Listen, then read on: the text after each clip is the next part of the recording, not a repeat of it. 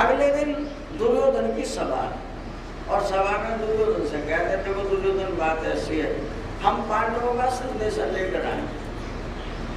वो कह रहे हैं भाई आधा राज्य तुम्हारा आधा हमारा, इस आधे में से तुम तिहाई दे दो तो भी मंजूर करेंगे, चौथाई दे दो तब भी मंजूर करेंगे। और यहाँ तक बात है कि अगर 5 गांव तुम उन्हें दे दो तो तुम्हारे से कोई झगड़ा, कोई कलेश, कोई फिसाद नहीं होगा।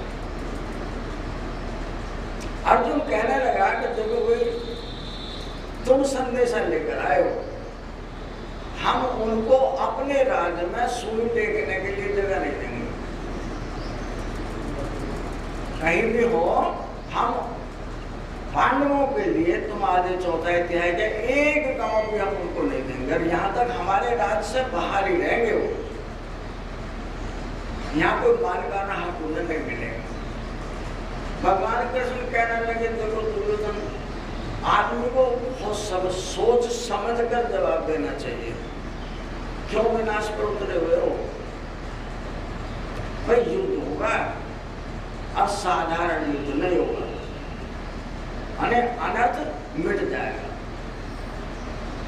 वो कहता है युद्ध को तो तैयार बैठे हैं, वो हमारे क्या करेंगे, फौज उनके पास में, उसने एक अर्जुन ही तो है, हमारे पास उसका वैयाकरण बैठा है, इसलिए हमें किसी का डर नहीं है। और आप संदेशा लेकर आए, कह देना उनको जो उनकी मर्जी कर रहे हैं। तो भगवान कृष्ण उसको ये कहकर जा रहे हैं कि जब किसी अहंकार में कोई आदमी माया में अंधा हो जाता है, वो सामने वाले को नहीं देखता है, वो अपने दुर्गुणों को भूल गया है, उसे लूटना, घसोटना या दुनिया के जितने भी दर्द, दूसरों को दुख देना, ये सब आता है। इतना अहंकार बढ़ गया। अब अर्जुन से जाकर कह रहे हैं, अर्जुन वहां तो दिन भर की जगह तुम्हारे राज्य में रहने के लिए नहीं मिल रही, बोलो क्या चाहते हो? हमारा हम तो अब तक दिन काट रहे थे, आगे भी काट लेंगे, नहीं जाएंगे अपने राज्य में, क्या करना है? रोटी खाने, कपड़ा पहनना है, जन्म से चल के ये दिन आ गए, इन्हें भी काट लेंगे? नहीं, अब तो युद्ध होगा, न्याय होगा। अर्जुन कहता महाराज किससे न्याय करें ये बताओ? अब गुरु जी से लड़ाई करेंगे, पिता भीष्म से लड़ाई करेंगे? ये सब के सब हमारे परिचित हैं, हमारे अपने हैं, तो इनसे हम लड़ाई करते अच्छे नहीं लगते। भगवान कृष्ण कहते हैं अर्जुन तुम समझदार नहीं, पाप को काटना है धर्म के शस्त्र से। एक धातु शस्त्र है कि हम उस पाप का विनाश कर सकते हैं। अर्जुन कहते हैं महाराज हमारी कोई कामना नहीं है कि मैं बताऊंगा तुम्हारी कामना। तो मानो युद्ध के मैदान में दोनों तरफ के कौरव भी खड़े हों, पांडव भी खड़े हों, और भगवान कृष्ण अपने अर्जुन के रथ के सारथी बनकर युद्ध के मैदान में जो बीच में खड़े हैं। तो अब अर्जुन से कह रहे अर्जुन तुम सामने क्या देख रहे हो? महाराज मुझे तो दिख रहा है ये जितने भी हैं मेरे भाइयों के रिश्तेदार साले सब पे हो, वे सब हैं, उनके जाने पहचाने वे सब हैं, और मेरी तरफ तो गिनती के आदमी हैं, तो शस्त्र उठाओ, मैं नहीं मारूंगा। भगवान कृष्ण अर्जुन से कहते अर्जुन शस्त्र उठाओ, महाराज गुरु जी पर चलाओ। आप बताओ गुरु जी ने मुझे बताया है कि तुम लड़ाई करोगे। तो भगवान कृष्ण कह रहे हैं अगर गुरु जी तेरा साथ देते तो तेरे पाले में खड़ा होना चाहिए तुम। अब गुरु जी ईमानदार हैं तो तेरी तरफ क्यों नहीं खड़े? वो अधर्मी के पाले में क्यों खड़े हैं? अगर पिता भीष्म ईमानदार हैं और संत मनोवृत्ति के हैं, संतों को नहीं विचार के, तो तेरी तरफ आकर क्यों नहीं खड़े हुए? वे दुर्योधन की तरफ क्यों खड़े? फिर भी अर्जुन उनको मना कर देते हैं, देखो जी जितनी बीत गई कुछ रहती है वो भी बीत जाएगी। मानो कृष्ण आग्रह कर रहे हैं, अर्जुन तुम नहीं मारोगे इन्हें, ये अन्याय करने वाले अधर्मी लोग हैं, इनका विनाश होना निश्चित है, तुम खड़े तो होगे कि नहीं? विचार करना, भागवत गीता का सार है ये जो मैं बतला रहा हूं आपको, कि वहां कोई लड़ाई का मैदान नहीं है। भगवान कृष्ण अर्जुन को कहते हैं, अर्जुन तू शस्त्र उठा, तेरा काम शस्त्र उठाने का है। भगवान कृष्ण को कहते हैं, भाई मैं शस्त्र नहीं उठाने का, मैं अपनों को मारकर किस पे राज्य करूंगा? जब ये सब के सब मरी जाएंगे तो मुझे कौन कहेगा कि अर्जुन राजा बना था? मैं ऐसे राज्य को स्वीकार नहीं करता। भगवान कृष्ण अपनी ज्ञान की आंखें उसको दे रहे हैं, कहते अर्जुन देख, तो अपनी आंखों से देख रहा है, अब हमारी आंखों से देख।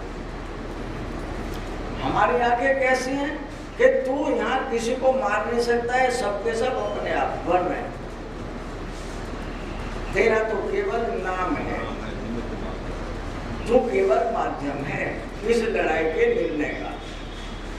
तो जब उसको अपनी आंखें देते हैं तो अर्जुन क्या देखते हैं कि जितने कौरवों के महारथी हैं और जितने उनके सेना के लोग हैं, वे सब के सब अपने आप ही भगवान कृष्ण के मुंह में डाले, कुछ डाड़ों में फंस गए। अर्जुन कहने लगा, प्रभु अपनी इस लीला को हटाओ, इस माया को हटाओ, मुझे तो डर लगता है कि नहीं और दे। तो अर्जुन की साइड के लोग हैं, वे भी उनके मुंह में जा रहे हैं। मानो सारी लीला का करता धरता ये भगवान कृष्ण है। ऐसा जब उन्हें आभास हुआ तो कहने लगे, महाराज मुझे डर लगता है, मुझे समझ आ गई, आप जो कहोगे मैं मानूंगा आपकी बात।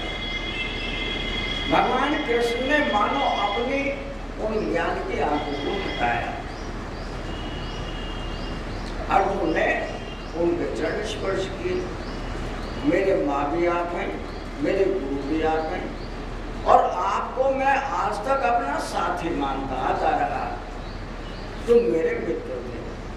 मैंने जाने में अनजाने में अगर आपके साथ कोई अभद्र व्यवहार किया हो, कोई अभद्र शब्द कहे हो, मैं उनके लिए मैं क्षमा चाहता हूँ, और आप जो कहोगे मैं मानूंगा। तो भगवान कृष्ण कहते हैं, अब तुम्हें पता लग गया ना, तुम नहीं भी मारोगे तब भी ये मरेंगे जरूर। ये अधर्मी है। अधर्म का मतलब है जिनका अस्तित्व नहीं होता, ये दूसरे के बल से जिंदा है और अहंकार के मारे फटे मरे जा रहे हैं। यानी सत्ता मेरी ही है इन सब में, और मेरे बल से पनक कर ये अपने आप में ऐसे कर रहे हैं मानो हम ही हैं। राम को भूल गए या कृष्ण को भूल गए, इसलिए अर्जुन तो शस्त्र उठा। अर्जुन शस्त्र उठाते हैं तो युद्ध करने वाले दो बड़े महारथी हैं। एक महारथी ऐसा भी है जो शक्ति से ओतप्रोत है, उसके पास एक शक्ति है, वो जिसकी चाहे उसकी जान ले सकता है। युद्ध का मैदान है। अब अर्जुन जिधर बाण मारता है तो उधर या तो लोग मरेंगे या घायल हो जाएंगे, लेकिन जो सामने द्रोणाचार्य खड़ा हो तो अर्जुन के जितने शस्त्र है वो कुत्तल पड़ जाते हैं। अर्जुन कहता है जब तक ये द्रोणाचार्य है ना, जब तक हमारा काम नहीं बनेगा। ये द्रोणाचार्य का एक उपाय है। क्या उपाय है द्रोणाचार्य का? एक उपाय है, धर्म युधिष्ठिर से बात करते हैं, मानो शाम का समय और धर्म युधिष्ठिर के पास जाए, भगवान कृष्ण भी जाए, अर्जुन भी जाए, और उससे कहते हैं युधिष्ठिर केवल तुम ही एक ऐसे आदमी हो जो कौरव भी तुम्हारी बात मानते हैं और पांडव भी तुम्हारी बात मानते हैं। यानी जो सत्य बोलने वाला है उसकी सारी दुनिया इज्जत करती है, सब उसकी बात मानते हैं। तुम सिर्फ एक बात कह देना, अश्वत्थामा मारा गया, और अश्वत्थामा द्रोणाचार्य का बेटा है। अगर अश्वत्थामा मारा गया, उसके कानों में ये शब्द पड़ा, तो द्रोणाचार्य 1 मिनट के लिए अपने शस्त्र डाल देंगे, तो द्रोणाचार्य की मृत्यु हो, नहीं तो मृत्यु नहीं होगी। धर्मयुधिष्ठिर कहता है महाराज मैं झूठ नहीं बोल रहा, आप कुछ भी कहें, लेकिन मैं कैसे कह दूं जब अश्वत्थामा है, कैसे कह दूं मारा गया। भगवान कृष्ण कहते हैं अश्वत्थामा नाम का हमारे पास एक हाथी है, वो जरूर मरेगा। तुम ये कहना अश्वत्थामा मारा गया, नरोवा कुंजरा, यानी ये मुझे पता नहीं है वो आदमी है या कोई जानवर है, अश्वत्थामा मारा गया। इस पर वो राजी होगा। भाई जब मैं ये शब्द कह दूंगा